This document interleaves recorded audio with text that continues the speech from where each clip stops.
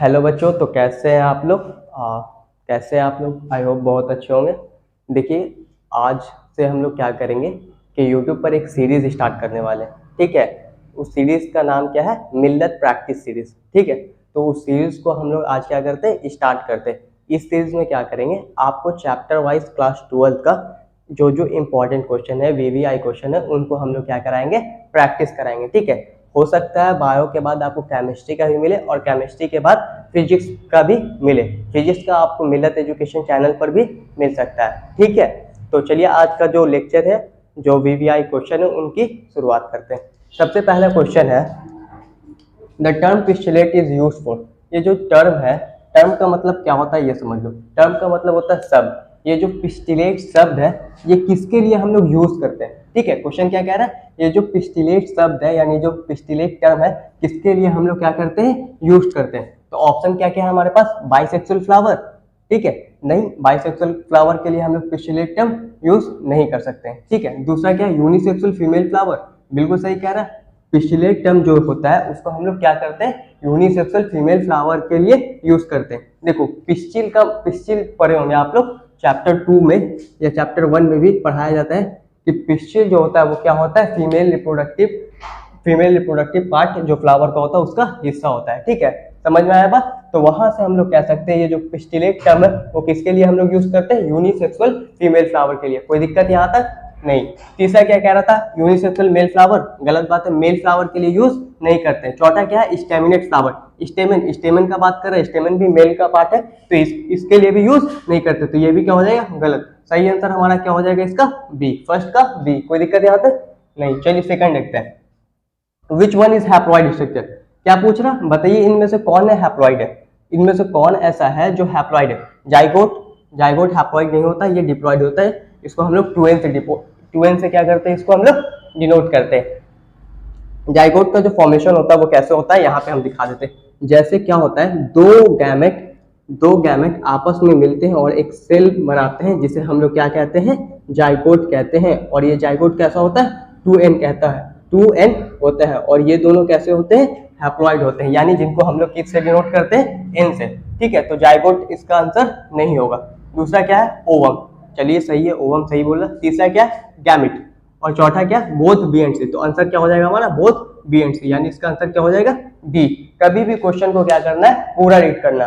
क्या करना है, क्वेश्चन को कभी भी पूरा रीड करना। समझ में आया ये बात? कोई दिक्कत यहाँ तक नहीं। तीसरा क्या है, द टर्म पार्थेनोजेनेसिस। अब फिर बोल रहे हैं ये जो शब्द पार्थेनोजेनेसिस है, ये किसने क्वाइन किया? ये क्वेश्चन तो टाइप में पूछा हुआ है और एनसीईआरटी में शायद इसका जिक्र नहीं किया गया है प्रॉपर तरीके से कि किसने क्वाइन किया। पार्थेनोजेनेसिस को डिफाइन किया है एनसीईआरटी ने, लेकिन ये बात नहीं बोला है कि किसने क्वाइन किया है। समझ में आया बात? तो ऑप्शन क्या है, ए। ऑप्शन ए में क्या दिया हुआ, गोवरी। ठीक है, ऑप्शन बी में क्या है, ओवेन। ऑप्शन सी में क्या है, सटन। और ऑप्शन डी में क्या है, जॉनसन। तो इसका सही आंसर जो होगा वो क्या होगा, ओवेन हो जाएगा। ठीक है, अब देखिए आगे क्या बोल रहा है, विच type of binary fission. Binary fission का मतलब क्या होता है? देखो, बाइनरी फिजन जो होता है वो एसेक्सुअल रिप्रोडक्शन का टाइप होता है। उसमें एक ऑर्गेनिज्म स्प्लिट होकर दो नए ऑर्गेनिज्म को बनाते हैं। समझ में आया बात? तो जो ये क्वेश्चन क्या कह रहा है कि बाइनरी फिजन है पारामीशियम में किस तरह का होता है, पूछ रहा which type of binary fission occur in paramecium. Paramecium के अंदर कैसा बाइनरी फिजन होता है? तो ऑप्शन क्या क्या है, ए सिंपल बाइनरी फिजन, नहीं, गलत हो जाएगा ये। बी ट्रांसवर्स बाइनरी फिजन, सही है। लॉन्गिट्यूडनल, नहीं, लॉन्गिट्यूडनल होता है यूग्लिना में, याद रखिएगा। लॉन्गिट्यूडनल किसमें होता है, यूग्लिना में। ठीक है, ऑब्लिक भी नहीं होगा। तो इसका सही आंसर क्या हो जाएगा, बी। कोई दिक्कत यहाँ तक? चलिए आगे देखते हैं। Onion is propagated through. Onion जो होता है वो किसके हेल्प से प्रोपेगेट कर पाता है? ठीक है, लीव्स, नहीं। राइजोम, नहीं, राइजोम का होता है जिंजर, याद रखिएगा। राइजोम का क्या होता है, जिंजर। सीड्स, नहीं।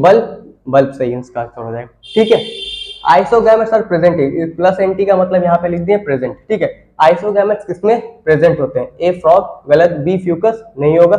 ये भी गलत, ये भी गलत, बट नहीं होगा। इसका राइट आंसर क्या हो जाएगा, क्लैडोफोरा। क्या हो जाएगा इसका answer, Cladophora. How many chromosome there in human gamete. ये पूछ रहा है कि ह्यूमन गैमेट में बताइए क्रोमोसोम का नंबर कितना होगा। क्या पूछा है क्वेश्चन, कहा है how many chromosome there in human gamete, यानी ह्यूमन के गैमेट में क्रोमोसोम का नंबर क्या होगा। तो सबसे पहले अब सवाल मेरा ये है कि जो ह्यूमन का गैमेट होता है वो हैप्लॉइड होता है या डिप्लॉइड होता है? बताओ जल्दी, ह्यूमन का गैमेट कैसा होता है? हैप्लॉइड होता है। समझ में आया बात? तो हैप्लॉइड होता है, इसका मतलब इसको हम लोग किससे डिनोट करते हैं? एन। और हमको मालूम है कि ह्यूमन के डिप्लॉइड सेल में क्रोमोसोम का नंबर कितना होता है? 46, और इसको हम लोग डिनोट करते हैं 2n से। समझ में आया बात? तो जब 46 का आधा करेंगे तो ये कितना हो जाएगा? 23। तो इसका आंसर क्या हो जाएगा? सी, 23। कोई दिक्कत नहीं। चलिए क्वेश्चन नंबर 8। क्वेश्चन नंबर 8 कह रहा है out of the following which one is hermaphrodite organism. कह रहा है इनमें से बताइए कि कौन ऐसा है जो हर्माफ्रोडाइट ऑर्गेनिज्म है। बहुत इंपॉर्टेंट क्वेश्चन है बाबू, नमजट लो, बहुत इंपॉर्टेंट क्वेश्चन है, ठीक है। हर्माफ्रोडाइट ऑर्गेनिज्म में से कौन है? हेन नहीं होगा, स्नेक नहीं होगा, बोथ एंड भी नहीं, दोनों नहीं है, गलत। हर्माफ्रोडाइट ऑर्गेनिज्म कौन है हमारे पास? अर्थवॉर्म है, ठीक है। क्वेश्चन नंबर 9 कह रहा है binary fission occurring. Binary fission कहाँ होता है? बाइनी फिजन कहाँ होता है, किस में होता है, कौन ऑर्गेनिज्म में होता है? ऑप्शन ए अमीबा होता है, ठीक है। ऑप्शन बी पारामीशियम होता है, ठीक है। बोथ ए एंड बी सही, नन नहीं होगा। तो आंसर क्या हो जाएगा इसका? सी हो जाएगा। यहां तक क्लियर है? अमीबा में मल्टीपल फिजन भी होता है, लेकिन कब होता है बोलो? अमीबा में मल्टीपल फिजन होता है अनफेवरेबल कंडीशन में, ठीक है। ये चीज को याद रखिएगा, कोई दिक्कत? चलो आज के लिए इतना ही रहने देते हैं।